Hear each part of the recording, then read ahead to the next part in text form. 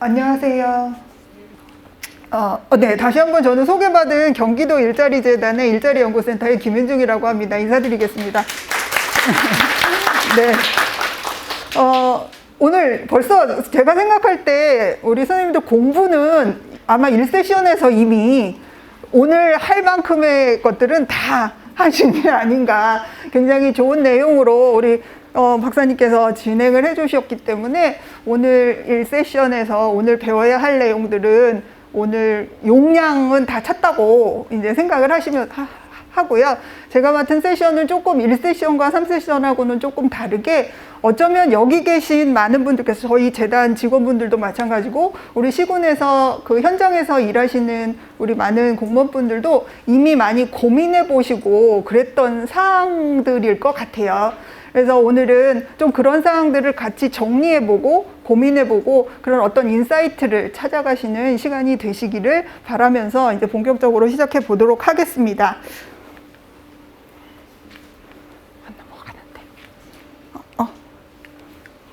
네, 그래서 오늘 제가 발표드릴 순서를 간략하게 소개드리면요. 먼저 이제 고용서비스 기관에 대한 것들, 개관 이런 것들을 좀 살펴보고요. 그다음에 시군 일자리센터의 현황, 문제점 이런 것들을 좀 진단해보고 해외 사례 등을 통해서 좀 그것들의 해결 방안을 같이 생각해보는 시간을 가지려고 합니다. 그럼 먼저 오늘 이제 본 강연에 저에게 주어진 주제가 경기도 고용서비스 전달체계 발전 방안이거든요. 그러면 우리 선생님들께서는 고용서비스를 대체적으로 어떻게 정의하고 계신가요? 네, 그 생각하시는 그게 맞습니다. 이제 머릿속으로 생각하시는 그게 맞고요. 네, 재정지원 일자리 사업 관련해서 고용서비스의 정의를 내린 부분들을 살펴보시게 되면 제가 맨 위에 적어놓은 부분이 바로 고용서비스의 정의라고 볼 수 있습니다. 노동시장의 빈 일자리를 빠르게 채우기 위해 취약계층 등 취업지원 서비스 제공이 필요한 이들의 대상으로 구인, 구직 정보 및 취업 알선 등을 제공한다 하는 게 이제 그 재정지원 일자리 사업 평가 부분에 있어서의 일자리 고용 서비스에 대한 정의로 나와 있고요. 고용 서비스에 처음에 생겨난 것을 보게 되면 산업혁명 이후에 그러니까 사람을 구하고자 하는 기업과 일자리를 찾고자 하는 구직자를 연결해주는, 그러니까 직업 소개에서부터 고용 서비스는 시작했다고 볼 수 있습니다. 그러던 것이 점점 이제 개념들이 확장해 가면서 1990년대까지는 이러한 노동시장 정보를 제공하고 적극적인 노동시장 정책의 집행이나 실업보험 및 실업부조의 집행 등이 1990년도까지 세계적인 추세로 자리 잡게 되고요. 그 다음에 2000년으로 넘어오면서부터 취약계층에 대한 그런 어떤 심층 상담과 맞춤형 서비스 제공이 그런 자립이라던가 실업 기간을 단축하는 데 있어서 도움이 된다는 그런 결과에 따라서 저런 맞춤형 서비스가 활성화되게 됩니다. 그리고 거기에 더불어서 구직자 측면이 아니라 아까 우리 박사님도 말씀해 주셨는데요. 기업에 대한 지원도 굉장히 중요한 개념으로 잡게 되면서 이런 다양한 것들을 고용 서비스에서 포괄적으로 진행하게 됩니다. 그래서 이런 고용 서비스는 그러고 보면 어떤 딱 정해진 개념이라기보다는 시대가 변하면서 그리고 서비스 환경이나 노동 환경이 변하면서 다양한 개념들을 포함해가는 그런 개념이라고 볼 수 있을 것 같습니다. 그래서 이런 고용 서비스를 수행하는 기관을 고용 서비스 기관이라고 얘기하고요. 이런 기관들의 조직적인 연결 체계를 전달 체계라고 하죠. 그래서 고용 서비스는 우리가 노동시장에 있어서 고속도로나 신호등의 역할을 한다고 보고 있어요. 다시 생각해 보면 도로가 잘 닦여 있으면 그만큼 그러니까 뭐 이동이라던가 이런 것들이 수월한 것처럼 고용 서비스라는 것이 잘 체계적으로 잘 잡혀 있으면 그만큼 노동시장에 있어서의 그러니까 빠른 진입과 그런 것들을 도와줄 수 있다 하고 볼 수 있죠. 아까 저는 이제 1세션에서 가장 인상 깊었던 부분이 그 경기도에 있어서의 그런 어떤 취약한 부분, 고용위기나 이런 노동시장 위기에 있어서 가장 또 취약한 것이 경기도고 그거서 반등도 하는 그 그래프, 그 표를 보면서 굉장히 가장 인상 깊었는데요. 그만큼 어떤 그런 그러니까 그 노동시장이 취약하다는 건 그만큼 고용 서비스가 중요하다고 볼 수 있겠죠. 그래서 그런 부분에 대해서 우리가 좀 같이 생각해보는 시간을 좀 가지려고 합니다. 실제로 보시게 되면 고용 서비스의 중요성은 중요성이 날로 더 중요하게 되는 거와 마찬가지로 이제 국민들에 있어서도 향후 늘려야 할 복지 서비스에 대한 그런 것들을 통계청에서 조사를 했을 때 가장 우리에게 늘려야 할 복지 서비스는 고용, 취업 지원 서비스다 하고 가장 필요한 서비스라고 이야기하고 있어요. 2015년 정도까지만 해도 저것이 이제 그 밑에 있는 보건의료 건강관리, 지금 파란 부분인데요. 45.6%라고 돼 있는 저 파란 부분이 사실은 가장 압도적으로 우리가 필요한 서비스다라고 이제 국민들이 생각을 했는데, 이게 이제 2015년대 후반을 넘어오면서부터 점점 고용시장의 그런 불안정성이라던가 그런 것들을 반영하는 것인지 몰라도 고용 지원 서비스가 가장 우리에게 있어서 늘려야 할 복지 서비스다 하고 이야기하고 있는 것을 실증적으로 보여주는 내용입니다. 그렇다면 우리 경기도는 얼마만큼의 그런 일자리 사업과 관련돼서 그리고 고용 서비스와 관련된 예산을 가지고 있는지를 표를 좀 살펴보면, 아까 박사님 자료에도 있었지만 다 이 세션에서 할 거다라고 넘어간 부분이 바로 이 부분인데요. 보시면 유형으로 봤을 때 직접 일자리 사업이 47%, 고용 서비스는 9% 정도 차지하고 있습니다. 그리고 직업훈련이 두 번째 포션을 차지하고 있고요. 예산으로 봤을 때도 직접 일자리 사업의 예산이 가장 많고요. 그 다음에 고용장려금, 고용 서비스의 순으로 되어 있습니다. 참고적으로 말씀을 드리면 중앙정부에서의 전체적인 일자리 사업의 예산을 보게 되면 어느 게 제일 많을 것 같으세요? 저희 경기도는 보시면 직접 일자리 사업의 예산이, 사업의 수나 사업이 제일 많다고 되어 있는데요. 중앙정부로 봤을 때는 어느 것이 가장 많을까요? 네? 네? 마스크까지 쓰셔가지고 잘 안 들리는데 다 맞히셨을 거라고 생각합니다. 네. 고용장려금이 가장 많은 포션을 차지하고 있고요. 그 다음에 이제 직접 일자리 사업. 그 다음에 기업 지원, 창업 지원, 직업 훈련, 그리고 사실은 고용 서비스가 5% 정도의 예산을 가지고 있어서 굉장히 가장 일자리 사업 중에 적은 예산으로 운영되기도 합니다. 이거는 또 시도 마찬가지예요. 일자리 사업의 그 구성 비율을 도비하고 시비하고 좀 나눠봤어요. 그랬더니 도비 같은 경우에는 지금 고용 서비스가 지금 회색 부분이거든요. 16.5% 정도 되는데요. C로 넘어가게 되면 4.7%. 그리고 이 직접 일자리 사업이 훨씬 더 많은 비중으로 가는 것을 볼 수 있습니다. 그래서 아까 직접 일자리 사업은 중앙정부나 경기도나 많이 줄이려고 하고 있다. 그리고 또 아까 밥 먹으면서 얘기를 듣다 보면 시군에서도 지금 직접 일자리에 대한 비용은 줄이려고 하고 있기 때문에 또 내년에 이런 통계는 어떻게 나올지 좀 궁금한 부분도 있습니다. 하지만 어쨌거나 지금 시군에서 고용 서비스에 노동시장에 있어서의 고속도로라고 얘기하면서 뭔가 고용 서비스와 관련된 부분에 있어서의 예산은 그렇게 많이 투입하지 못하고 있다 하는 것을 이 표에서 알 수 있는 것 같습니다. 그러면 고용 서비스는 실질적으로 언제부터 이렇게 중요하게 되었고, 좀 우리나라의 고용 서비스 기관에 대한 것들을 좀 간략하게 좀 소개해드리고 넘어가고 싶어요. 그래서 우리나라에 있어서 고용 서비스에 가장 중요하게 된 것은 바로 외환위기, 여기 적힌 것처럼 외환위기의 이후에 우리나라에 있어서의 고용 서비스는 일대 전환을 맞이하게 됩니다.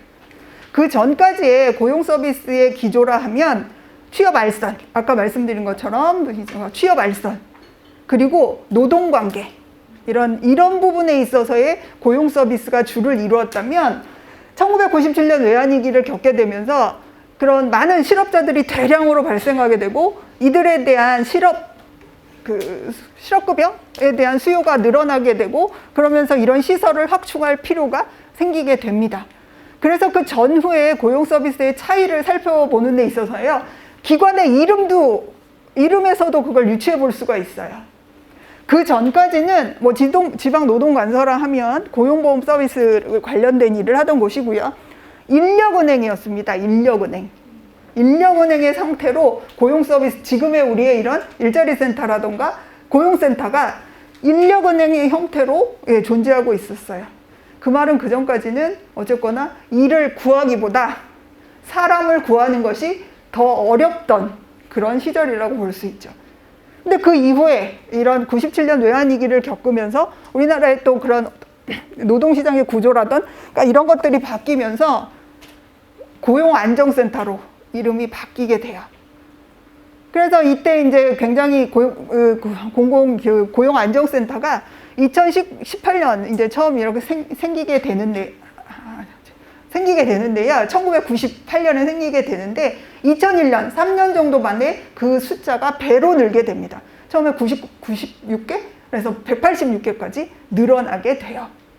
그리고 또한 이 수요를 충당하지 못하다 보니까 공공에서 그것을 소화하지 못하다 보니까 민간으로 그 전까지는 허가제이던 것을 신고제로 바꾸게 되면서 민간 고용 서비스 기관도 폭발적으로 늘어나게 되는 것이 외환위기 이후라고 보실 수 있겠습니다. 그러니까 이런 식으로 늘다 보니까 그리고 이제 이런 것들에 대한 필요성이 점점 높아지고 고용 서비스에 대한 부분들이 중요도를 더하다 보니까 2005년 그때 노무현 대통령 시절입니다.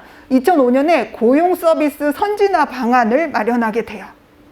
그래서 이 고용 서비스 선진화 방안을 통해서 우리가 지금 알고 있는 워크넷, 뭐 취업 성공 패키지, 대학 일자리 센터, 그리고 또 뭐가 있을까요? 한국고용정보원도 이때 이름을 바뀌면서 우리나라 국가의 그 노동 정보를 생산해내는 기관으로 탈바꿈하게 되는 것이 다 이 고용 선진화 방안 이후라고 볼 수 있습니다. 그리고 또 이 고용 선진화 방안에 따라서 아까 제가 186개까지 고용안정센터가 늘었다 하고 말씀을 드렸어요. 그런데 이 고용 선진화 방안에서는 소규모 것들을 통합해서 조금 대규모화하면서 다시 절반가량이 줄게 됩니다. 그렇게 되면서 접근성이 떨어지는 지역들이 생겨나게 돼요. 그것이 바로 시군 일자리 센터를 그리고 기존의 다른 그런 중앙부처에서도 다른 일자리 관련된 그러한 기관들을 설립하는 데 있어서의 어떤 이유가 되기도 합니다. 그걸 유발하기도 하죠. 그리고 또 민간 위탁, 아까 말씀드린 것처럼 이것을 공공에서 하지 못하다 보니까 민간으로 위탁이 확대되면서 굉장히 수적으로는, 양적으로는 굉장히 늘어나지만 질적으로는 사실 그것을 따라가지 못하는 그런 상황들이 나타나게 됩니다. 그래서 이때 만들어진 기관들이나 이런 것들을 2018년 기준으로 정리한 것을 보시면 밑에 민간을 제외하고도 1,300여 개의 그런 일자리 관련된 그런 어떤 서비스를 하는 기관들이 존재하고 있는 것을 알 수 있습니다. 그래서 보시면 뭐 대상별로도 있고 뭐 부처별로도 있고요. 그리고 특수계층, 그다음에 지자체에서 하는 이런 많은 기관들이 있는 것을 볼 수 있습니다. 하지만 우리가 조금 여기서는 자아 성찰을 좀 해본다면 이런 기관들이 하는 서비스라든가 그런 것들이 대체적으로 다 뭐 그렇게 크게 다르지 않고 대상만 그리고 필요하다고 하니까 그 선진화 방안을 거치면서 고용 서비스가 중요하다고 하니까 그리고 그런 중요성을 체감적으로 느끼다 보니까 여기저기서 만들어지기는 하였으나 이 기관들이 뭐 어떤 특별한 그런 서비스를 하기보다는 거의 비슷한 그런 일들을 하고 있는 것을 우리가 알 수 있습니다.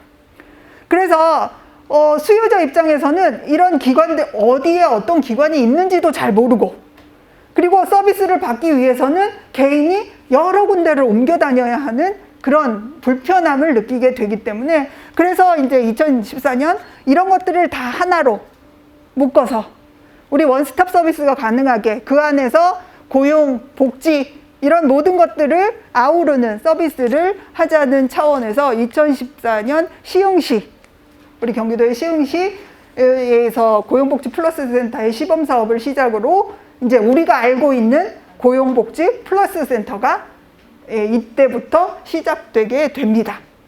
그래서 작년 말 기준으로 전국에 102개의 고용 플러스 센터가 있고요. 고용복센터나 이런 출장센터까지 포함해서 중앙에서 운영하는 이런 고용센터가 174개 정도가 지금 있는 것으로 파악되고 있습니다. 그래서 한 장소에서 공동으로 서비스를 전달하지만 우리 선생님들이 잘 아시다시피 어떤 협업 체계라던가 그런 것들은 아직 매우 미흡하다는 평가를 받고 있고요. 한 군데 모아놓은 것에 불과한 그런 양상으로 지금 파악되고 있습니다.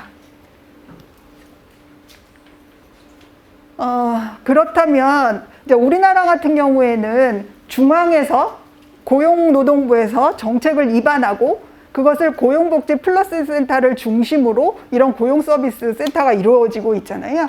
그렇기 때문에 중앙 집권형이라고 볼 수 있습니다. 그런데 여기서 조금 경기도는 좀 특이한 경우인데요.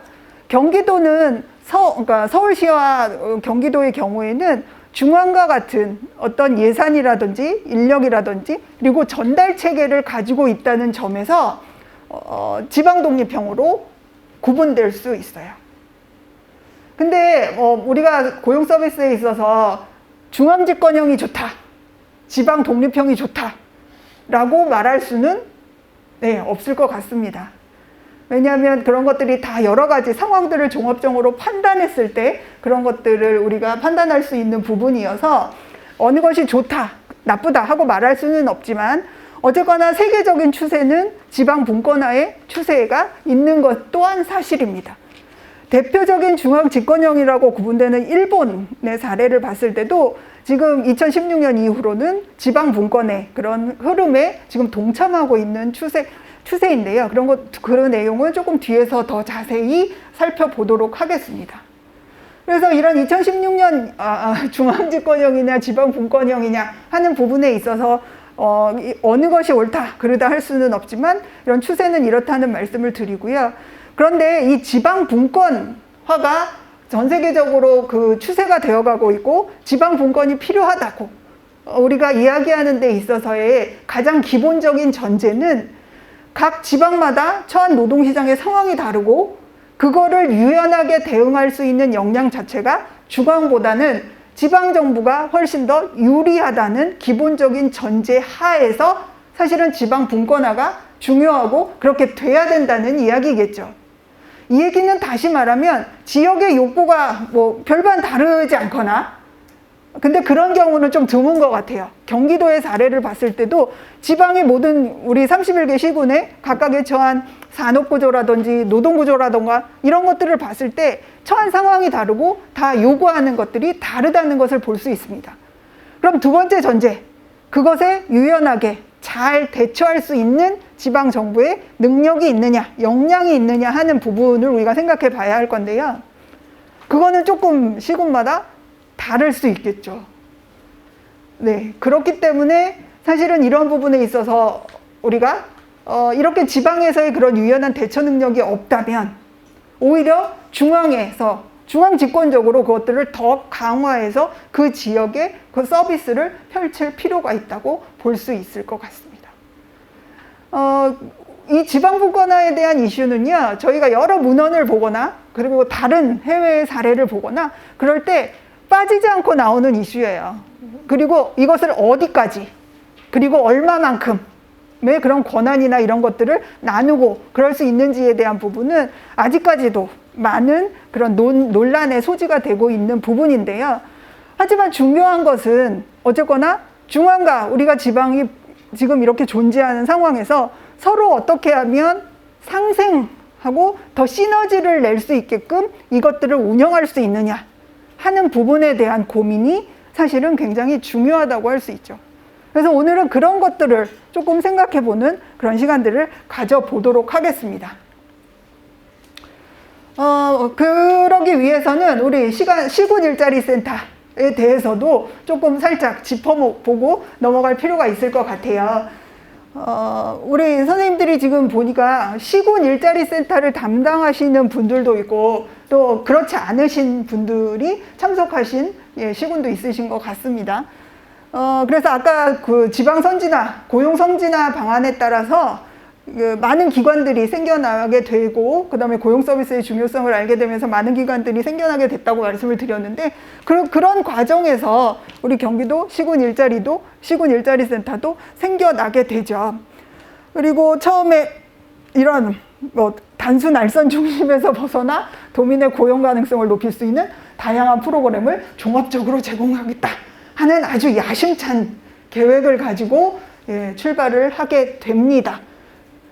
그래서 실질적으로 시군 일자리 센터는 이제 시흥시 일자리 아까 제가 잘못 말씀드렸네요. 남양주 그죠? 고용 플러스 센터는 남양주를 시작을 했고 시군 일자리 센터가 시흥에서 시작을 했죠. 네, 다 아시면서 왜 말씀을 안 하셨어요? 네. 혹여라도 한두 번 정도 모르고 계셨다가 잘못된 정보를 알고 가실 뻔하지 않았습니까? 네. 틀린 것이 있다면 언제든지 주저마시고 저에게 말씀을 해주세요. 죄송합니다. 그래서 이제 시흥 일자리 종합센터를 시작으로 개소를 해서 현재는 31개 시군에서 운영되고 있고요. 또한 경기도의 경우에는 특이한 것이 광역과 그러니까 허브 기능을 하는 일자리 센터와 시군 일자리 센터로 구분해서 처음 생겨나게 됩니다. 처음에 허브 일자리 센터는 나름대로 기능을 했다고 생각이 되어져요. 처음에는 어쩌거나 일자리 버스라든지 뉴딜이라던가 이런 것들을 담당하면서 어쩌거나 시군을 지원하는 그런 기능을 일부분 담당했던 것으로 보여집니다. 그리고 이 허브센터에서 지금은 없어졌지만 2016년까지 전국의 아까 경기도에 있는 시군 일자리 센터를 평가를 하면서 그러니까 그 각각의 그 규모별로 ABC를 나누고 1, 2, 3등을 뽑아서 최대 1등은 4천만 원까지의 그런 포상을 진행하는 그런 기능들을 통해서 그런 인센티브를 제공함으로 해서 시군 일자리의 활성화를 도모했던 것으로 보여집니다. 하지만 이런 것들이 그래서 이 시기에는 시군 일자리 센터의 그 평가가 굉장히 공무원 사회에서 굉장히 민감한 주제가 되죠. 왜냐하면 승진의 기회가 되니까요. 네, 이걸 발판으로 승진에 유리한 고지를 정하게 되고 그래서 이 시군 일자리 센터를 담당하셨던 분들이 이제 승진하는 케이스들이 많이 이제 생겨나면서 사실 시군 일자리 센터에 대한 것들이 되게 시에서 중요한 그런 사업으로 여겨지게 됩니다.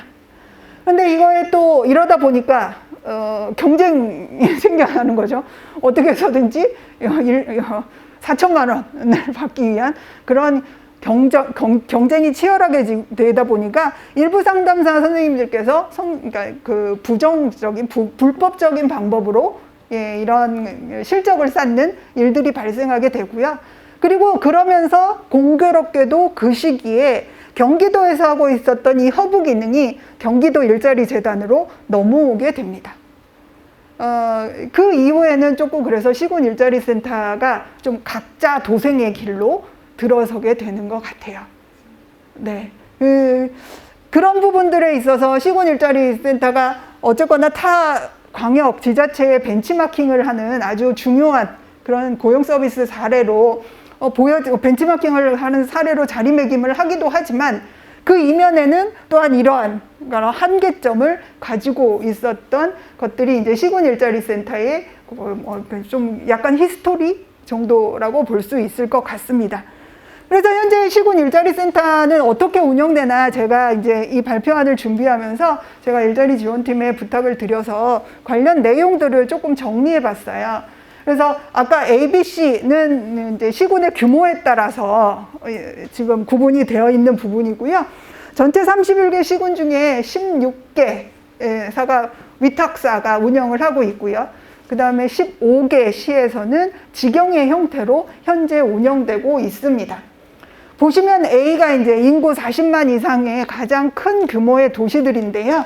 이 도시는 대체적으로 보면 위탁의 비율이 높은 것을 알 수 있죠. 네. 그리고 B 시군으로 B로 넘어가게 되면 많이 섞여 있게 되고요. 그다음에 C로 넘어가게 되면 직영의 비율이 높아지는. 그러고 보면 대규모의 어떤 시군에서는 직영의 형태가 더 활성화가 되어 있고, 뭐 이런 조금 중소 시군에 있어서는 직영이 훨씬 더 활성화되어 있는 것을 알 수 있습니다. 그리고 보시게 되면 31개 시군 중에서 14개 시군이 지금 고용복지 플러스 센터 안에 위치하고 있는 것으로 나타났고요. 14개를 제외하고도 12개 시, 그 외에 12개 시, 그래서 총 26개의 시군에서 어쨌든 간에 고용 플러스 센터 내에 존재하든 아니면 인력을 파견하든 고용 플러스 센터와 관련을 가지고 현재 시군 일자리 센터가 운영되는 것으로 보여지고 있습니다. 그리고 보시면 임기제 공무원이 있는 시도 있고요. 저 시흥시 같은 경우는 임기제 공무원이 10분이나 되시고요. 한 분도 없는 시군도 많고요.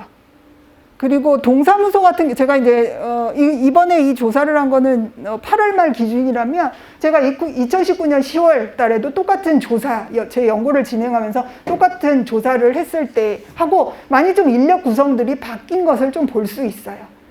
특히 이제 두 가지의 특이점이 있는데요. 이 임기제 공무원, 그래서 혹시 여기 시흥시에서 오신 분 계신가요? 네. 선생님들.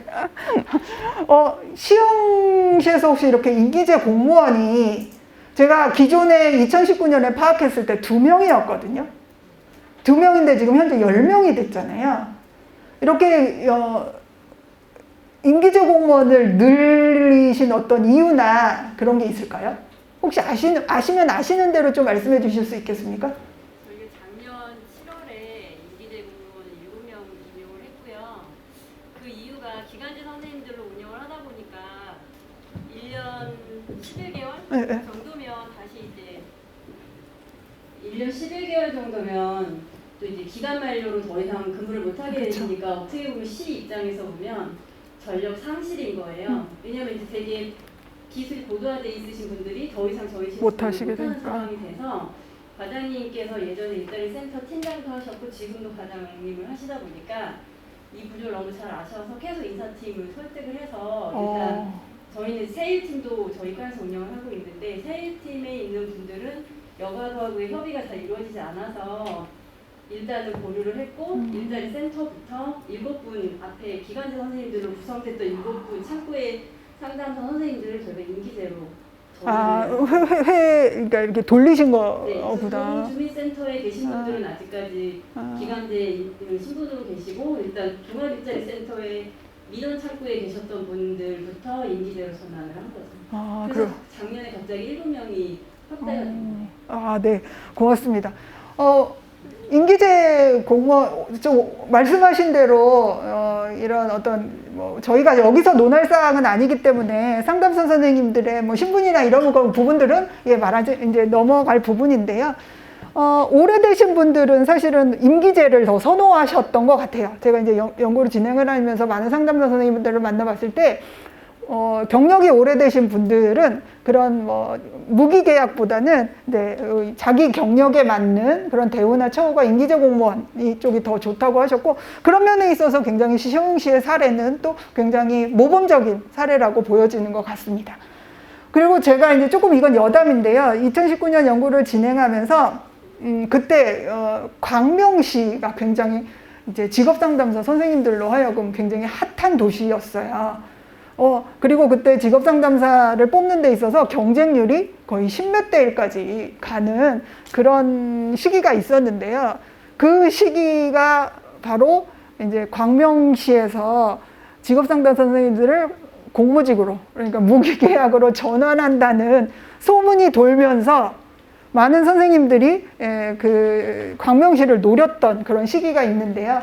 이번에 보니까 아직도 전환은 되지 않았더라고요. 예, 그런 것들이 각자의 시군에 따라서 굉장히 좀 미묘하고 어려운 문제인 것 같아서, 근데 이번에 보면서 시흥시에서의 이런 인기제 공무원이 많이 는 부분에 대해서 조금 특이하다는 생각이 들었고, 그 이유가 지금 말씀하신 부분이라고 짐작은 되었으나 좀 확인하고 싶었던 부분이 있었던 것 같습니다. 그리고 또 동사무소에 계신 선생님들을 많이 정리하신 시군이 많더라고요. 네, 동사무소의 인력 배치는 그 전부터 말이 많았던 부분이기는 한데, 그 시의 필요에 따라서 조금 상담 선생님들을 철수시킨 그런 예가 아닐까 하는 생각이 드는데, 제가 아까 파악을 해보니까 오늘 그런 시에서는 참석을 안 하신 것 같아서 그거를 직접적으로 들을 수는 없을 것 같습니다.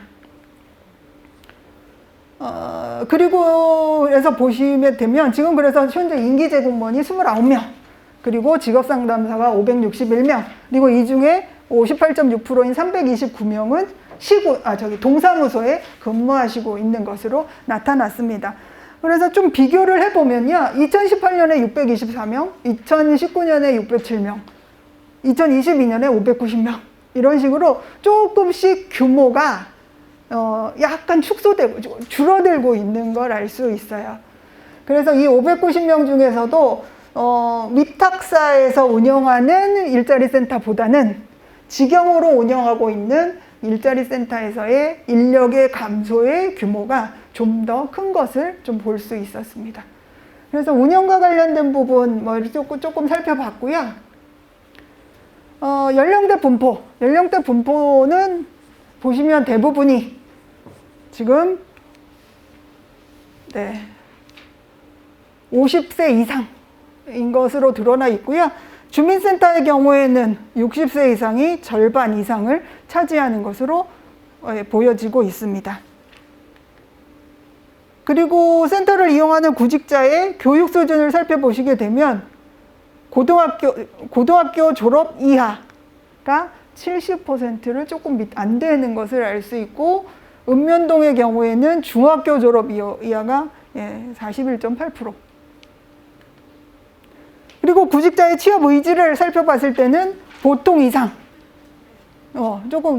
보통 이상인 분들이 시군 일자리 센터를 방문하신다 하고 직업상담사 선생님들을 대상으로 한 설문조사에서 나타난 상황입니다. 그럼 이렇게 따지면 종합하면 시군 일자리 센터를 이용하는 이용자들은 고등학교 졸업 이하의 50대 이상의 구직 의지는 중상인 사람들이 어쨌거나 지금 현재 시군 일자리 센터를 이용하고 있다, 주 이용객이다 하는 것들을 좀 볼 수 있고요. 그리고 이들이 원하는 서비스는 뭐냐 하면 취업 알선이 굉장히 높은 포션인 것을 알 수 있습니다.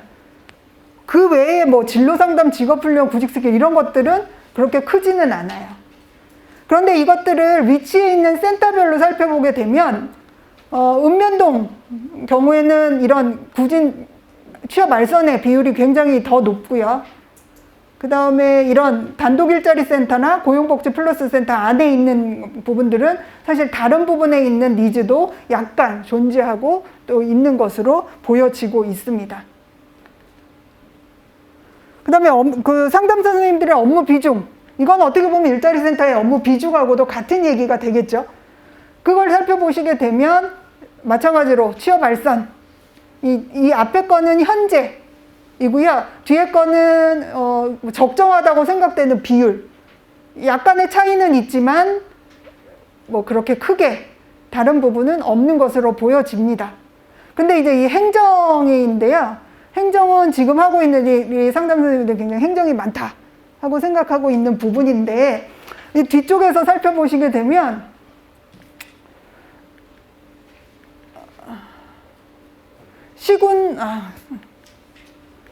제가 그건 안 넣어왔나 보네요. 상담사 선생님들은 행정에 대한 것들이 이렇게 높다고 생각하시는데, 우리 시군 일자리센터에서 이 일자리센터를 담당하시는 우리 공무원분들은 행정이 거의 없다고 생각을 하시더라고요. 저희가 그때 이제 상담사를 대상으로 조사를 하고 이제 일자리 사업 담당자들을 대상으로 봤을 때 상담사 선생님들은 본인들의 행정이 이렇게 많이 하고 있다고 생각하지만 일자리 센터를 담당하고 계시는 우리 공무원분들은 아니 무슨 행정을 한다고 그래? 하고 생각을 하시는 부분이 있어서 참 이 부분이 조금 서로 생각이 다르구나 하는 생각을 하고 있는데 지금 이 얘기에 웃으시는 분들이 있는 거 보니까 동감을 하시는 부분인 것 같습니다. 그리고 알선 대비 우리가 그 알선을 하는 데 있어서 매칭에 성공하는 인원의 비율은 체감적으로 한 30%, 그러니까 10명을 알선하면 그중에 3명 정도가 취업에 성공하는 것으로 생각하고 있고요. 그분들이 취업하는 사업장의 규모는 보시면 30인 미만의 소규모의 기업들에 취업을 하고 계신다 하고 이야기하고 있어요. 그래서 실질적으로 생각해 보면 우리가 우리 시에 아무리 대기업이나 이런 규모가 큰 좋은 기업들이 있다 하여도 그 기업들은 우리 일자리 센터를 활용하지 않죠. 그죠?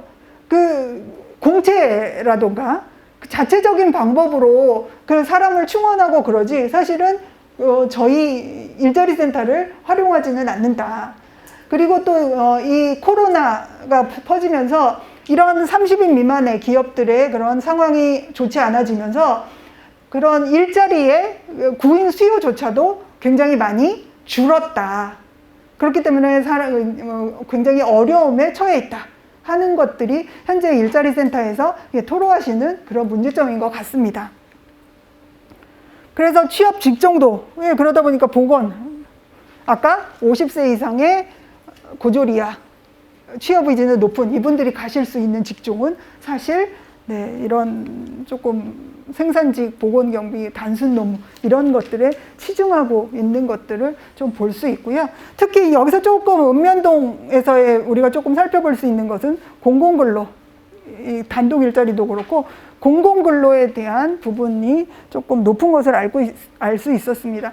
그래서 실질적으로 우리 상담 선생님들이나 이런 현장에 있으신 분들이 열심히 해서 알선을 해서 취업을 성공을 했다 하여도 이분이 얼마 후에 공공근로 일자리가 나오게 되면 그쪽으로 그거 할래요 하고 옮길 때 굉장히 조금 내가 뭘 했나 하는 생각이 든다 하는 그런 이야기를 하시는 분들도 있었습니다. 그래서 보시게 되면 활성화, 어떤 일자리 센터에서 어떤 것들이 활성화돼야 되는지에 대해서 물어봤을 때 취업 알선 이거 역시 가장 많았고요. 구인 취업 지원 프로그램 이런 순으로 나타났습니다. 지역 특성화 사업 같은 경우에 보시게 되면 이거는 상담사 선생님들이 한 답변인데요. 이런 것들이 일자리 센터에서 활성화되어야 한다 하고 생각을 하고 계시는 부분들이 있었고 저는 사실 이 부분에 일정 부분 동의를 합니다. 우리 일자리 센터가 어떤 지역 특성화 사업에 그런 부분에 있어서 조금 일정 부분 기여를 해야 한다는 거에 조금 동의를 하는데 이때 우리 시군 담당자 선생님들이 생각했을 때는 지역 특성화 사업을 1순위로 뽑으신 분은 한 분도 안 계셨어요. 다 취업 알선, 오히려 더 포션이 높아지는 것을 알 수 있습니다. 이 얘기는 시군 일자리 담당을 하시는 분들은 어쨌거나 시군 일자리 센터의 기능에 대해서 취업 알선 그리고 그거에 치중하게 될 수밖에 없는 이유는 평가를 그걸로 하니까 다른 거보다 평가를 그걸로 하니까 어쨌거나 평가를 잘 받아야 되는 상황에서 다른 거를 할 여력이 없다 하고 말씀하시는 거를 봤을 때 어쨌거나 이 시군 일자리 센터가 지금의 형태와는 조금 다르게 변화해야 하지 않을까 하는 거에 대해서는 다시 한번 이런 것들을 보면서 느낄 수 있었던 상황입니다. 그래서 우리 경기도의 이런 어떤 아까 그 전달 체계의 문제점을 다 아시겠지만 제가 조금 정리해 본 사항들을 소개해 드리고자 합니다. 첫 번째로는 중앙, 지방 서비스 기관 간의 경쟁. 아까 제가 보여드린 기관 1300개에 다달하는 그런 서비스 기관들끼리 서로 경쟁, 같은 내용을 가지고 경쟁하고 있다는 것, 이런 것들이 첫 번째 문제점으로 저희가 체크할 수 있는 부분일 것 같고요. 보시게 되면 우리 고용 플러스 센터 안에 들어와 있는 대표적인 기관들이잖아요. 세일센터, 중장년 희망센터, 일자리 센터. 그래서 각각의 우리 일자리 센터의 가장 큰 강점은 어쨌거나 종합성, 접근성, 연계성이라고 보여지고요. 이런 문제점들을 각각의 지금 그런 전달 고용 서비스 기관의 문제점으로 파악되는 부분들을 한번 적어봤습니다. 그렇다면 우리 일자리 센터의 문제점은 뭔가요? 우리 담당하시는 우리의 사업을 담당하시는 선생님들은 시군 일자리 센터에 있어서의 가장 큰 문제점이 뭐라고 생각하세요? 제가 듣기로는 지금 시에 따라 어떤 시군에 따라서는 일자리 센터의 무용론에 대해서도 말씀하신다는 얘기를 접하고 있는데요. 네, 시군 일자리 센터 그게 왜 있는지 모르겠다 하는 식으로 말씀하시는 의견들도 있습니다. 네, 그런 면에 있어서 그렇다면 분명히 문제점을 가지고 있는 것 같은데요. 우리 선생님들은 그런 문제점을 어떻게 파악하고 계시는지 참 궁금한데 제가 좀 몇 가지 적어봤습니다. 일자리 센터 간에 격차가 있죠. 제가 아까 지방 분권화의 기본적인 전제는 각 시군이 처한 상황이 다르고 그 안에서의 필요한 욕구가 달라야 한다. 그리고 두 번째는 거기에 대응할 수 있는 그런 역량이 있어야 한다 하고 말씀을 드렸는데요. 어느 부분인지는 모르겠지만 어쨌거나 시군 일자리 센터가 지금 격차가 벌어지고 있는 것은 사실이죠. 그리고 이런 내용들은 다 아마 느끼시는 내용이 아닐까 싶어요. 느끼시고 있는 내용을 제가 좀 정리를 해 놓은 내용입니다. 사실 시군 일자리 센터만큼 미스매치의 어떻게 보면 최전선 그거를 체감적으로 느끼고 계시는 기관도 저는 없다는 생각이 들거든요. 네. 그런 부분에 있어서 그런 서비스를 할 만한 능력이 되지 않는 부분들, 그리고 인센티브나 이런 부분도 지금 전혀 없고, 그 다음에 제도적 정치적 불안정성, 시장이 바뀔 때마다 뭔가 달라지는 부분들, 그건 경기도도 마찬가지인데요. 저도 산하기관에 있기 때문에 그런 것들을 체감적으로 느끼고 있는데 시군도 마찬가지. 이런 부분들이 시군 일자리 센터의 약점이라고 저는 생각되어집니다. 그리고 이거는 조금 가슴 아픈 이야기인데요. 아까 제가 광역기능, 허브기능을 하고 있는 일자리 센터가 경기도 일자리 재단으로 넘어오게 되면서 시군 일자리 센터가 각자 도생의 길을 걷게 된다 하고 말씀을 드린 것처럼 네, 광역 일자리 기능에 대한 부분이 잘 이루어지지 못하고 있는 부분. 근데 이것도 사실은 좀 변명을 하자면, 제가 오늘 여기에 꼭 일자리 정책 과장님이 오신다고 해서 정말로 이 부분을 읍소해야 되겠다 하고 생각을 했는데요. 네. 저희 재단에서 안 하고 싶은 게 아니라 할 만한 권한이나 예산이나 인력이 없습니다. 네. 그렇기 때문에 저희 나름대로 그런 것들을 타개하고자 직업상담사 선생님들의 역량 강화라든지 이런 것들을 지금 찾아서 어찌어찌 하고는 있지만 사실 저희가 생각하는 것만큼의 광역 기능은 하고 있지 못하고 있어요.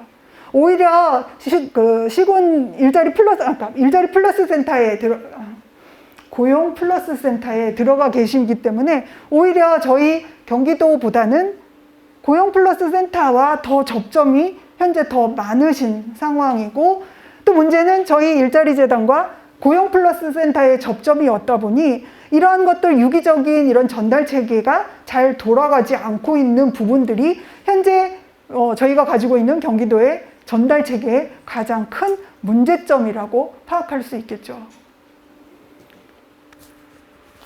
그리고 고용 플러스 센터의 협업에 있어서의 우리 시군 일자리 센터에서 느끼는 부분들, 이런 문제점을 보게 되면 사실 고용센터에서 시군 일자리 센터를 약간 하위 기관으로 보고 있는 것처럼 보여집니다. 그죠? 어떤 파트너라기보다는 그 안에 들어와 있는 하나의 기관으로 제휴나 연계 이런 것보다는 오히려 일자리 센터 입장에서는 굉장히 부정적인 경험을 더 많이 하게 되고 있고요. 사실 고용복지 플러스 센터에 시군 일자리 센터가 들어가 있기는 하지만 사실 그 근거도 없어요. 잘 아시겠지만 그런 근거도 없고 어떤 역할이나 그런 협업에 있어서의 제도적인 장치도 전혀 마련되어 있지 않는 상태에서 그냥 장소적인 결합을 통해서 시군 일자리 센터가 희생적인 협력을 지금 하고 있는 것으로 보여집니다.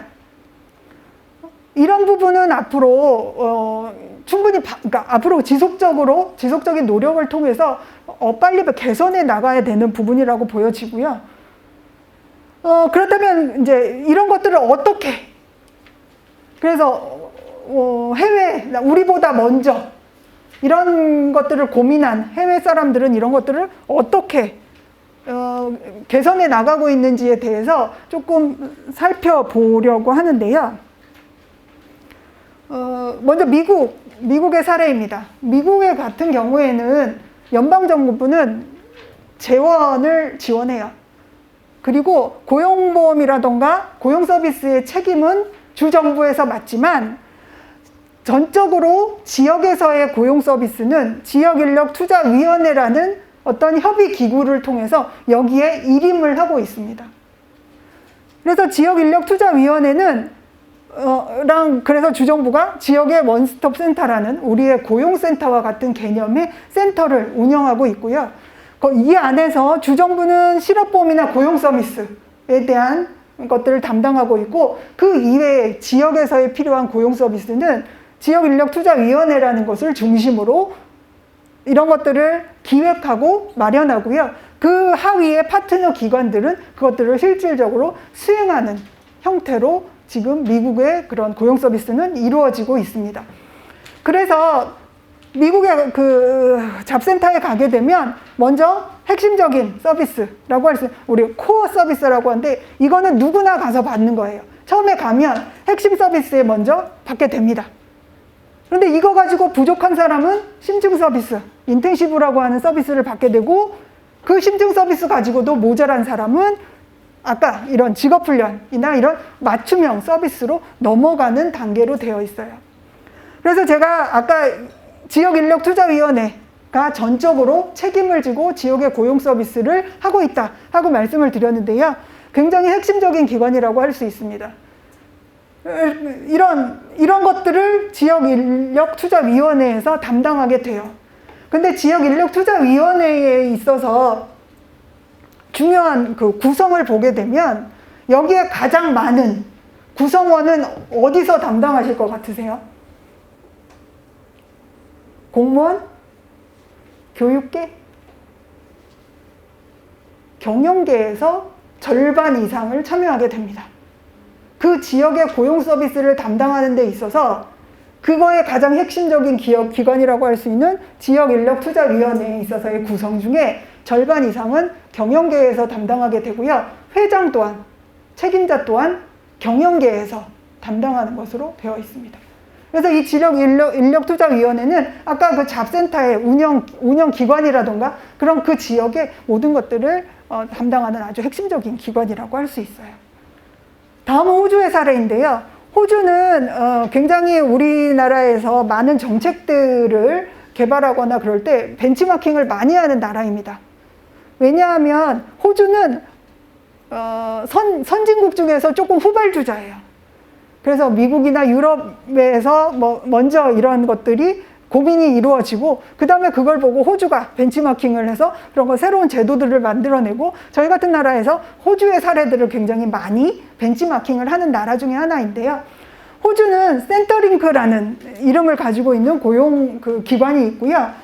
이 센터링크는 실질적인 고용 서비스는 고용보험과 관련된 것만 합니다. 나머지 모든 것들은 사실 저 센터링크라는 관문을 통해서 센터링크에서 구직자 프로파일링이라는 18개에서 한 40개 정도 되는 문항들을 가진 그 프로파일링을 해서 각각의 하위 기관들한테 내려다주는 그런 소개의 역할만 하고 있어요. 그리고 이 밑에 그 구직자 프로파일링을 해서 가고 있는 이 기관들은 다 민간 위탁으로 돌렸습니다.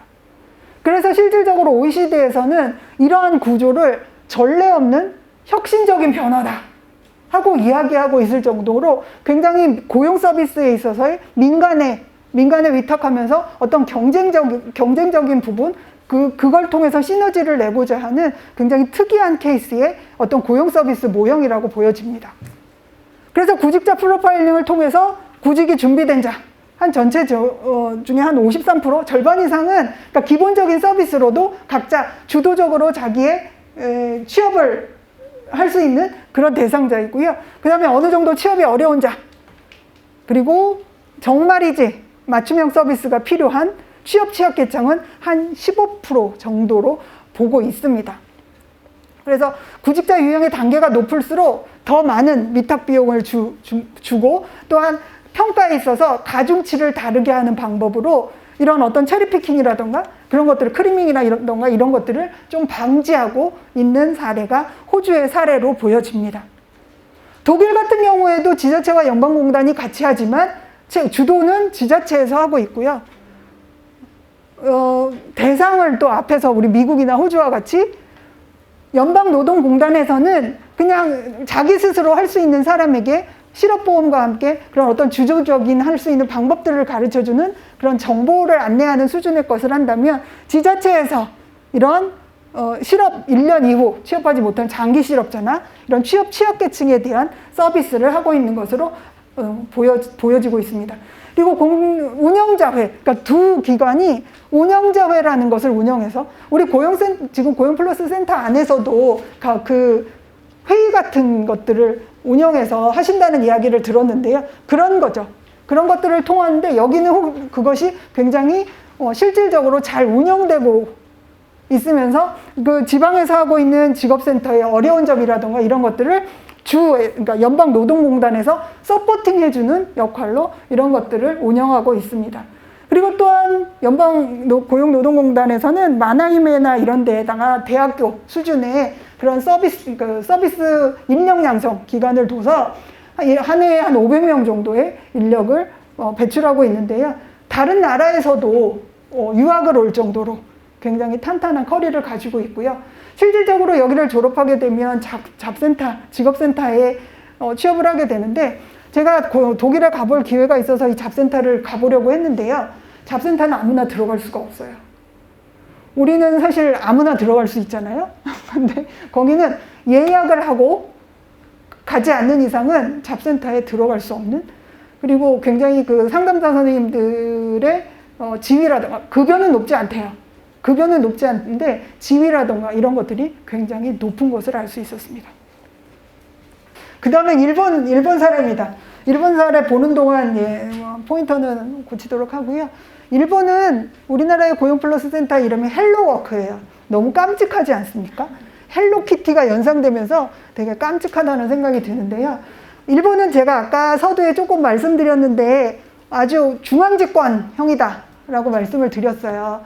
그래서 그 아래 신졸 응원이라는 건 대학교 졸업하고 한 3년 이내에 청년들, 그리고 청년층, 엄마, 생애 현역 지원, 고용형 헬로워크, 원스톱 서비스 이런 식으로 다 헬로워크 안에 하나의 코너, 하나의 부서의 형태로 각각의 대상별 고용 서비스가 존재하고 있습니다. 그래서 여기서 보시면 생애 현역은 중장년을 의미하는 거예요. 엄마는 잘 아실 것 같고, 그 다음에 고형형 헬로워크라는 게 있는데요. 고형형, 아이고 뭐니나? 네, 네. 네. 고형형 헬로워크는 국가에서 헬로워크를 대규모로 설치하기가 어려운 지역에 기초 지자체의 시설, 그러니까 우리나라 동사무소라고 생각하시면 될 것 같아요. 그 동사무소에 후생성에서 헬로워크의 인원을 투입해서 동사무소에서 저 헬로워크에서 일하는 그런 전문 인력들이 그 지역의 고용 서비스를 펼치는 것을 이야기합니다. 그렇기 때문에 실질적인 그 서비스를 제공하는 주체는 헬로워크가 되는 거예요. 그런데 자꾸 이제 지방에서 헬로워크로 커버가 안 되는 부분, 그리고 우리 지역의 특징을 살려서 이런 서비스를 해보고 싶은 그런 욕구들이 자꾸 생겨나게 되면서 지방에서 그런 것들에 대한 요구를 하게 되고 2016년 지방형 굉장히 늦죠. 2016년 정도면 지방형 헬로워크라는 것을 만들게 됩니다. 근데 뭐 일본을 좋아하지는 않지만 사실 일본 사람들을 또 우리가 보고 배울 건 있는 것 같아요. 지방형 헬로워크라는 것을 만들게 되면서 법 그리고 여러 가지 가이드라인 이런 것들을 철저히 만듭니다. 그래서 서로의 역할 그리고 어떤 식으로 어떻게 협업할 것인지 이런 것들을 다 마련을 하고 2016년 지방형 헬로워크를 개설하게 돼요. 지방형 헬로워크는 재원은 헬로워크가 제공을 하는 거예요. 헬로워크가 재원을 하고 그 안에 시군이 주도적으로 위로를 하되 재원은 헬로워크에서 되는 형태로 그러니까 주도성은 가지되 여러 가지 지원은 헬로워크와 그러니까 못지않게 그런 지원을 받을 수 있게끔 그런 지역 특성에 맞는 고용 서비스를 하기 위해 만든 것이 지방형 헬로워크라고 할 수 있습니다. 그래서 여기까지 사례를 살펴봤는데요. 제가 이 시사점은 아마 지금 교환에는 없으실 거예요. 나중에 이제 막 정리를 한 부분이기 때문에 좀 없기는 한데 조금 시사점이라고 생각되는 부분들을 조금 정리해 본 내용입니다. 그래서 그런 뭐 4개의 나라에 대해서 좀 살펴보긴 했지만 보시게 되면 중앙정부와 지자체가 서로 보완적으로 협력을 하고 있다는 거 그리고 고용 서비스의 성공은 두 기관 간의 시너지에서 기원한다는 생각으로 굉장히 적극적으로 협력하고 있는 것을 알 수 있습니다. 그리고 또한 지방정부에 굉장히 자율권을 주죠. 다양한 자율권을 갖고 자유롭게 운영하되 하지만 거기에 따르는 책임을 질 수 있도록 하고 있는 것을 알 수 있어요. 그래서 굉장히 그 평가 체계를 정교하게 운영하면서 어떤 인센티브 이런 제도를 통해서 성과를 높일 수 있는 그런 노력들을 진행하고 있습니다. 공공민간 협업 체계 그리고 좀 여기서 저희가 좀 살펴봐야 할 부분인데요. 구직자 분류 체계를 구축하고 있다는 거예요. 지금도 고용플러스 센터에 들어가게 되면 처음에 초기 상담 고용센터 중에서 초기 창구라는 게 있기는 하더라고요. 그런 부분에 있어서 조금 더 그것들을 정교화하게 해서 뭔가 그것들을 잘 분류하고 거기에 맞는 서비스가 이루어질 수 있도록 하는 그런 분류 체계를 구축하는 것은 저희가 당장이라도 이런 것들을 들여올 수 있는 그런 내용인 것 같습니다. 그리고 고용서비스 종사자 역량 강화는 지속적으로 나오고 있지만 사실 근데 솔직히 얘기하면 지금 수준의 고용서비스를 할 것 같으면 그렇게 역량 강화는 뭐 솔직히 필요하지 않은 것 같아요. 네, 뭐 알선이라는 업무를 하는 데 있어서는 지금 가지고 계신 선생님들의 역량으로도 사실은 크게 부족하지 않은 것 같습니다. 하지만 우리가 일자리 센터가 좀 더 고도의 서비스를 하기 위해서는 거기에 따르는 역량을 갖춘 상담사 선생님들을 배출하는 것 이것 또한 굉장히 중요한 일이고요. 기업에 대한 고용 서비스 강화하는 것 구직자 측면에서 볼 것이 아니라 기업 아까 미국의 경우에는 그 지역투자위원회에서 경영계가 50% 이상의 비율을 차지하고 구성하는 것처럼 어쨌거나 아까 그리고 우리 1 세션에서도 말씀해 주신 것처럼 기업의 요구가 있어야 취업이 되는 거잖아요. 그런 면에 있어서 우리가 기업과의 네트워크라든가 이런 기업에 대한 고용 서비스를 강화하는 것 매우 중요하다는 생각이 듭니다. 네, 전달 체계 뭐 말했던 내용들의 사실은 조금 중복이기는 한데 마지막으로 정리해 보도록 할게요. 고용 서비스에 대한 역할 분담 이런 것들이 반드시 빨리 규정돼야 되겠다.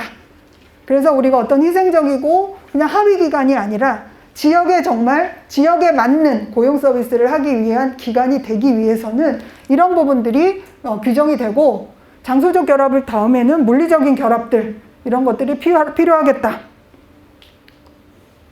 그리고 뭐 이거는 말해 무엇 하겠습니까만은 평가 시스템을 고쳐야 한다. 네. 왜냐하면 그 평가를 통해서 어쨌거나 일자리 센터의 업무가 주 업무가 정해지고 그런 것들 중점적인 업무가 정해지기 때문에 이러한 평가 시스템이 개선돼야 되는데 뭐 해외 사례들을 조금 소개시켜 드리면 독일 같은 경우에는 그 평가를 받는 기관과 평가하는 기관이 서로 목표를 합의하게 됩니다. 그래서 연초에 그런 것들을 합의하고 같이 그런 목표를 세우고 그것들을 연말에 가서 평가하는 이런 형태로 운영되고 있고요. 프랑스 같은 경우에는 이런 그 지역의 그런 위원회를 둬서 민간, 고용, 노동 각 그 업계에서 같이 모여서 그런 일자리사 고용 서비스 기관을 평가하는 것들을 알 수 있거든요. 그래서 이런 평가에 대한 부분도 앞으로 저희 전달 체계에 있어서 굉장히 중요한 부분이 될 것 같습니다. 그리고 일자리 센터를 마지막으로는 일자리 센터를 활용하여 지방이 주도하고 중앙이 지원하는 유형. 아까 일본의 그런 지방형 헬로워크와 같은 형태가 바람직하지 않은가 하는 개인적인 생각을 해보고 있습니다. 네, 근데 여기서 우리가 계속 중앙이라던가 이런 부분의 역할만을 강조할 것이 아니라 지자체는 이런 지방에 맞는 고용 서비스를 하기 위해서 지자체 스스로가 이러한 것들을 구체적인 계획을 제시하고 그것을 운영할 수 있는 그런 능력을 가지는 것 또한 여기서 굉장히 중요한 포인트가 될 수 있을 것 같고요. 뭐 인센티브 제공과 모니터링 역할 강화를 통해서 시너지를 내고 있다 하는 부분들 아까 말씀드린 부분이니까 바로 넘어가도록 하겠습니다. 그리고 중장기적으로는 어쨌거나 법이 만들어져야 되는 것 같아요. 우리 아까 제가 2005년 고용성진화 법안을 말씀을 드렸는데요.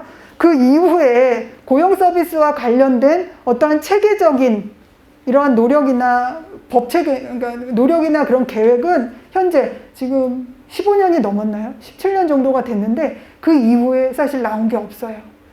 그래서 지금 이 시점에서 점점 고용 서비스에 대한 부분이 아까 앞부분에서도 보시게 되면 이번 정부나 경기도에서도 크게 뭐 주목을 받지 못하는 부분들이 있는데 이런 것들에 대해서 고용 서비스가 얼마나 중요한지 그런 것들에 대한 좀 논의를 통해서 이런 것들을 체계적인 발전 방안을 세우는 부분들이 꼭 필요하지 않을까 싶습니다.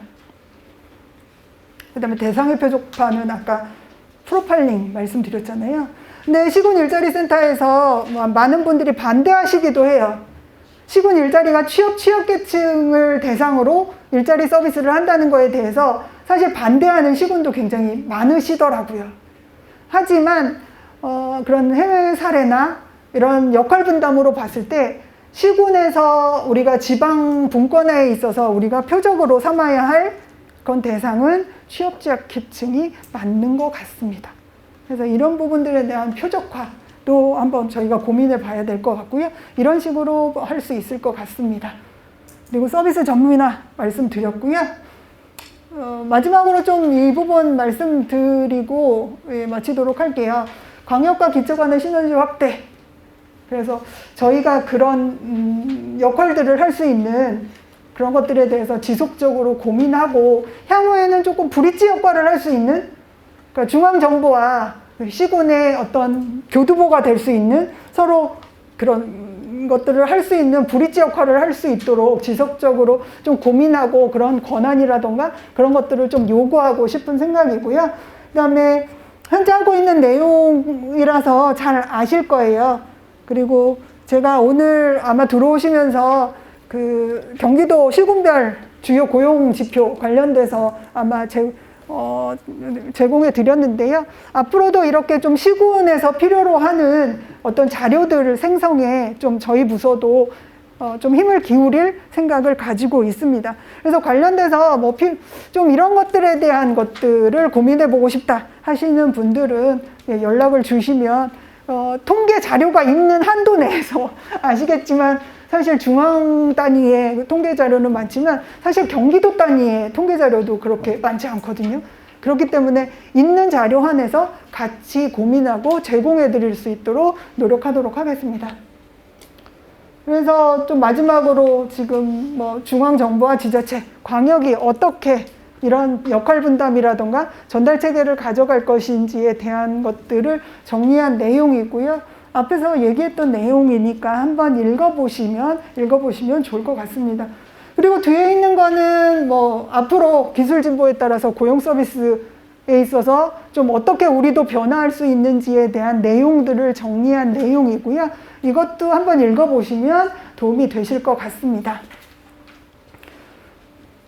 그래서 제가 오늘 준비한 내용은 여기까지이고요. 그 다음에 제가 또 오늘 발표를 준비하면서 현업부서에 요청한 부분이 있어요. 제가 일자리 센터 그 많은 분들을 만나면서 들었던 내용 중에 다른 센터는 어떻게 하고 있는지 한번 그런 것들을 같이 얘기해보고 들어볼 기회가 전혀 없다. 뭐 하는 일은 다 비슷하겠지만 그래도 좀 다른 센터는 어떻게 하고 있는지 서로 들어보고 그런 것들을 얘기해 본다면 정말 좋을 것 같다 하는 이야기들을 많은 분들로부터 들었습니다. 그래서 이 기회를 빌어서 좀 다른 센터들은 어떻게 잘 운영되고 있는지를 좀 간단하게나마 제가 소개할 수 있는 시군을 좀 소개시켜 달라고 말씀을 드렸고, 또 우리 수원시 일자리 센터에서 흔쾌히 그런 부분들을 들어주셔서 제 발표 이후에 그 부분을 조금 연결해서 들으면서 또한 우리 어떻게 또 저희 일자리 재단과 협업을 통해서 시군 일자리 센터를 운영해 가고 있는지 그런 부분에 있어서 여러 선생님들께서 조금 인사이트를 가지시고 또 그런 것들을 활용해 보실 수 있도록 하는 차원에서 제가 좀 우리 유성우 센터장님을 모셔보도록 하겠습니다. 이상 저희 발표는 마치도록 하겠습니다. 안녕하십니까? 네, 그 지역 특화 일자리 컨퍼런스에 초대해 주셔서 다시 한번 감사드립니다. 저는 수원시 일자리센터에 근무하고 있는 유성우라고 합니다. 저는 일자리센터와의 인연은 2011년부터 시작이 됐고요.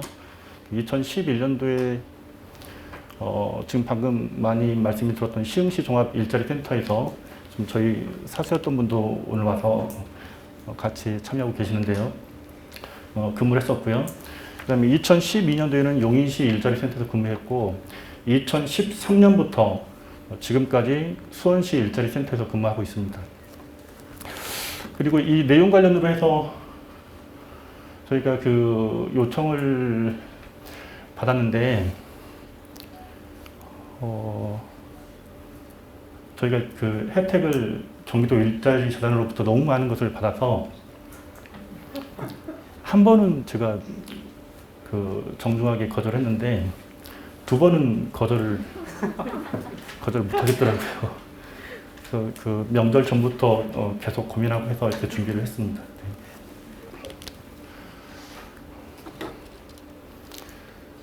네. 저희 그 시작하기 전에 박수 치면 건강해진다는 말이 있더라고요.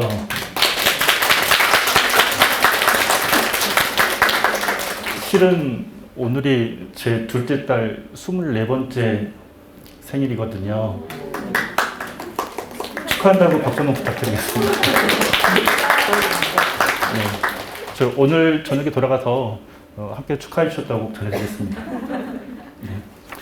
그럼 지금 시간이 많지 않은데 간략하게 핵심 포커스 포인트 부분으로 해서 저희가 전달해 드리도록 하겠습니다. 오늘 말씀드릴 그 수원 일자리센터 그 주요 추진 사업 관련으로 해서 첫 번째로는 그 수원 일자리센터의 인력 운영, 두 번째 구인구직 채용 행사 개최, 세 번째 취업 지원 프로그램 운영, 그리고 네 번째 직업 계고 취업 지원 사업, 다섯 번째 일자리 상담사 역량 강화 및 복리 후생, 그리고 여섯 번째 전년 대비 또는 과거 대비 개선된 점 관련으로 말씀을 드리겠습니다. 지금 이 강의를 준비하기 전에 그 연구자료 경기도 고용서비스 전달 측에 개선 방안 연구 관련 내용을 살짝 그 경기도 일자리단 홈페이지에 있어서 한번 읽어봤고 그냥 제 중심으로 이해를 한 부분을 좀 접목시켜서 전달했고요. 제가 포커스를 잡은 부분은 상담사 그 역량 강화 교육, 그리고 기관 협력은 어떻게 하고 있는지, 그리고 상담사들의 고용 안정이라든가 이런 부분들은 어떻게 되는지 이 부분 중점으로 좀 접목을 시켜서 지금 그 PPT를 살짝 그 만들어 봤거든요. 지금부터 바로 소개를 해드리겠습니다.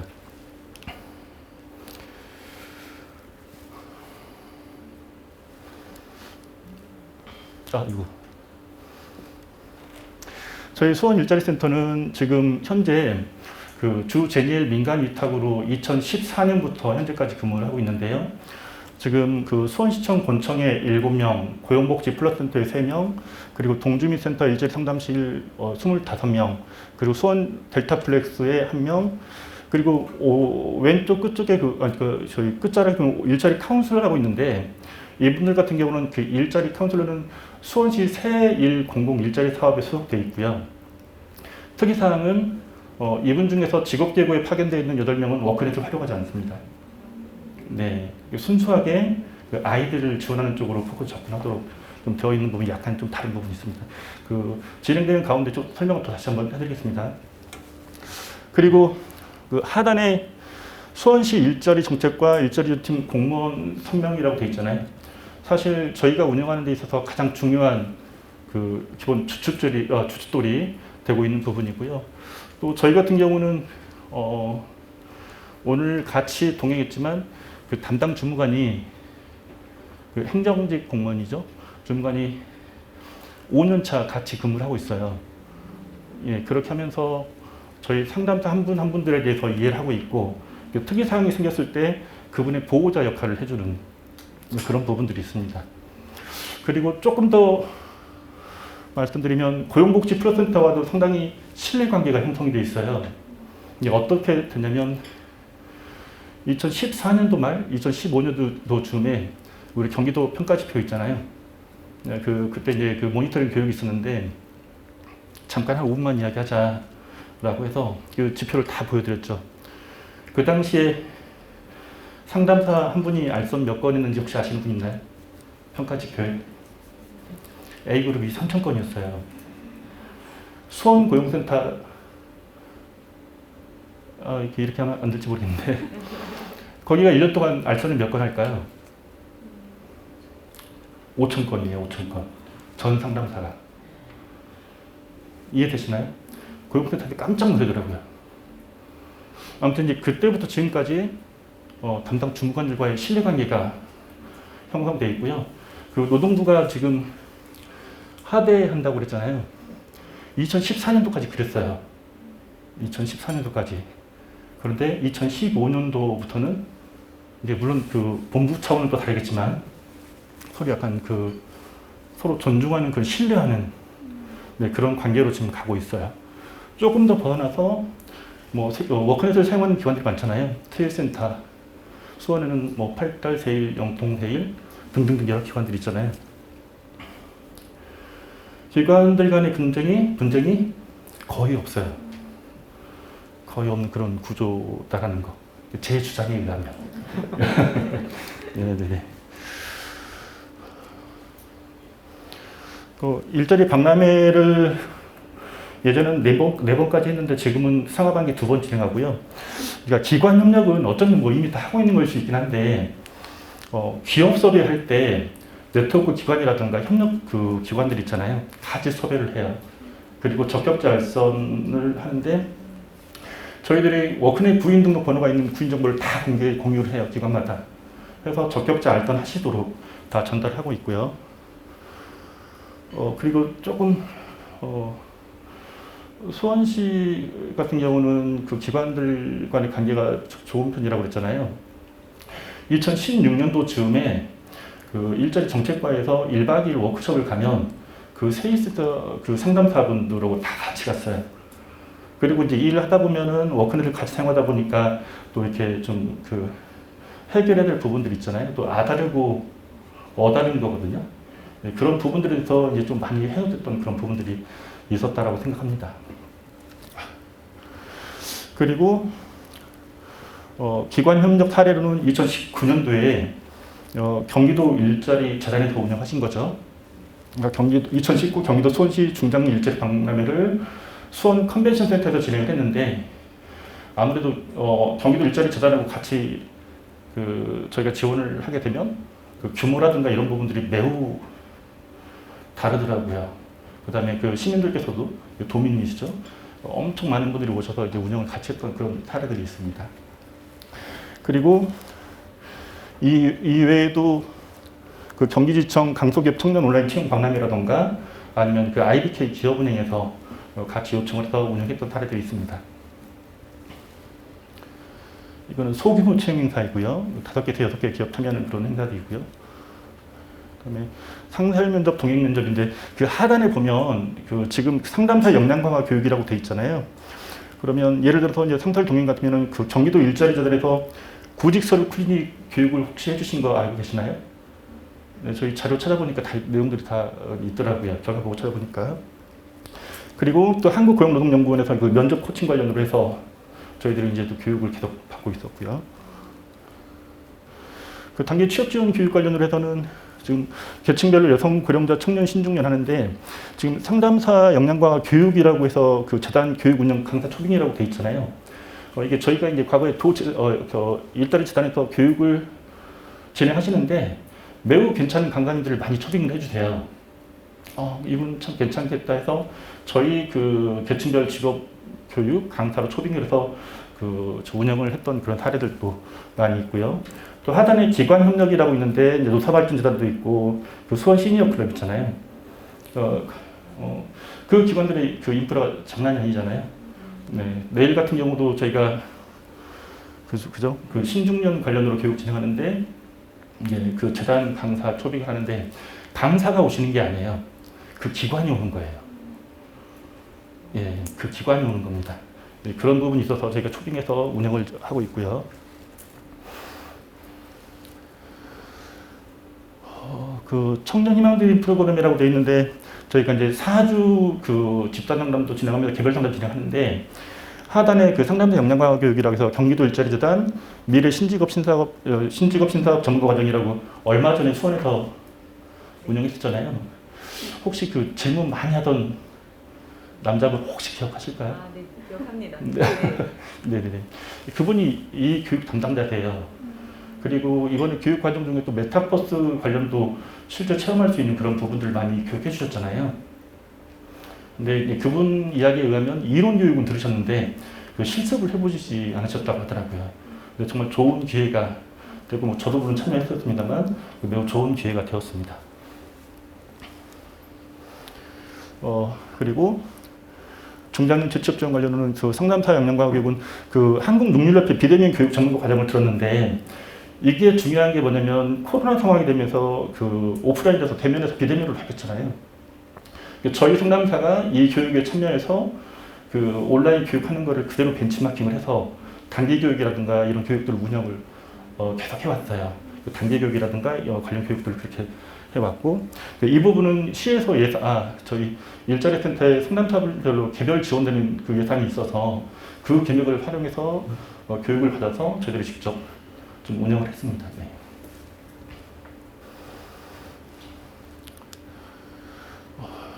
그다음에 마침내 취업 지원 그 직무교육 관련을 해서는 그 회계관리자 양성 과정이나 건물정리 안전 시설관리자 요양보호사 등의 과정이 있는데 마찬가지로 직업학교와 그 연계해서 교육을 운영을 하고 사후 관리를 하고 있고요.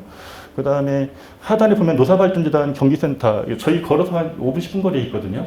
그래서 이제 연계해가지고 교육을 참여했는데 교육 시작 전에 첫날했는데 매우 그 선생님들 간에 좋은 그 관계적인 부분이라든가 물론 생애 경력투기 플러스 그런 부분들 다 보완했던 그런 부분이 있는 것 같습니다.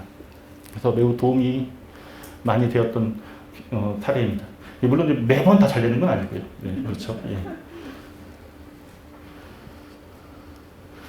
예. 직업계고 취업지원 사업 같은 경우는 저희가 2016년도부터 했고 아까 처음에 저희가 워크넷을 활용하지 않는다고 그랬잖아요. 그러니까 2016년도부터 봤는데 시간이 많지 않다 보니까 약간 요약을 할게요. 처음에는 저희 상담사분들이 교육 스스로 자체적으로 교육을 해서 그 다음에 16년도에 2달 정도 지원을 나갔었고요.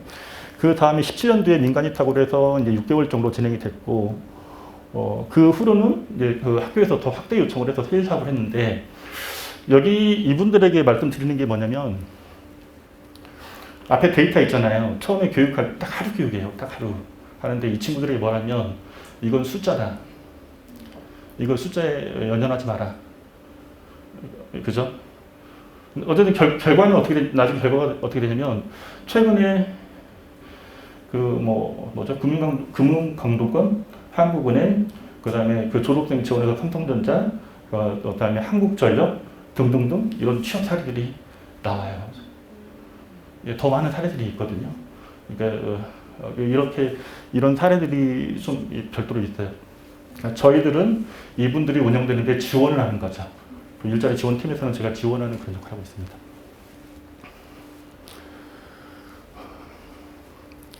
실전 면접 클리닉 하는데 이제 경기도 일자리 재단에서 면접 대비 전략 관련 교육을 받았던 경험이 있는데 이런 부분들이 도움이 되고 있고요. 그다음에 아까 그 말씀드린 외부 전문기관 위탁 교육 실시하고 있고 그 상담사 교육 출장을 부여하고 있는데 한 3일에서 4일 정도 예산 지원되는 교육에 3일에서 4일 정도 부여하고 있고 그래서 그 경기도 일자리 재단 교육이라든가 한국고용노동연구원 관련 교육을 상담사들이 자유롭게 참여하고 있습니다. 그리고 그 명절 상여금이라든가 생계금 관련도 그 시에서 먼저 이런 부분을 만들어 주셔가지고 너무 그 수원시에도 저희 매우 감사하게 저희 상담사들은 생각하고 있습니다. 그리고 우수 상담사는 지금 뭐 경기도지사표창 지금 경기도 일자리 재단에서 저희가 자리를 만들어 주신 그런 부분들이 있고요. 그리고 그 수원시장 표창 제일 우수 사원 등이 있습니다. 일단 지금 일단 마무리에 들어가겠습니다. 제가 2013년도에 고용유지율을 보면 예전에 그 사업 결과보고를 보니까 그때는 8명, 상담사 8명이었거든요. 그 중에 1년이 지나니까 5명이 퇴직하시더라고요. 그러면 38% 정도였고요. 지금은 지금부터 1년을 보니까 7분이 퇴직하셨는데 저희가 정년퇴임 4분, 그다음에 건강장애 정말 불가피한 사유로 2분, 그다음에 그 공기 좋은 곳으로 이 사심을 1분, 이렇게 불가피하게 이런 분인 것 같아요. 그리고 일자리 기관과 타 기관과 부서 협업 관련으로 한 3, 4년 전부터 한번 메모를 해봤거든요. 그래서 사업 결과 보고에도 어떻게 협업하고 있는지 다 기록해서 보고를 드렸는데 지금 2019년도 36건에서 2020년 50건 62회, 2021 41건 등 계속 그 기관들과의 그 협업 활동을 계속 하고 있다. 뭔가 말씀드리고 싶습니다. 그리고 일자리 상담사 끝으로 일자리 상담사 역량화 교육 확대 관련으로 해서는 2019년도에 12회였는데 2020년과 21년도에 많이 확대가 됐는데 그 여러 가지 사유 중 하나가 경기도 일자리 재단에서 교육 참여가 2020년 9회 79명이 참석했고요. 그 다음에 2021년 7회 40명 참여했습니다. 물론 이거는 사실 더 있는데 출장 나가신 분들만 체크를 해드린 거고요. 끝으로 저희가 제 관점으로 볼 때 경기도 일자리 재단이 저런 역할을 하고 있으시다. 라는 거 말씀드리고 싶고요. 아직 여기 말씀 안 드리는 거는 우리 혹시 EAP 심리 상담도 직업 상담사에게 지원하고 있는 거 알고 계시나요? 사실 저 명절 전부터 참여하고 있거든요. 전년도에도 참여를 했었고요. 매우 유익한 시간이 되고 있습니다. 그러니까 한 줄로 말하면 경기도 일자리 재단의 노고와 헌신에 정말이에요. 진심으로 말씀드리는 거예요. 진심입니다. 정말 깊은 감사드린다 라는 말씀을 드리고 싶습니다. 이상입니다.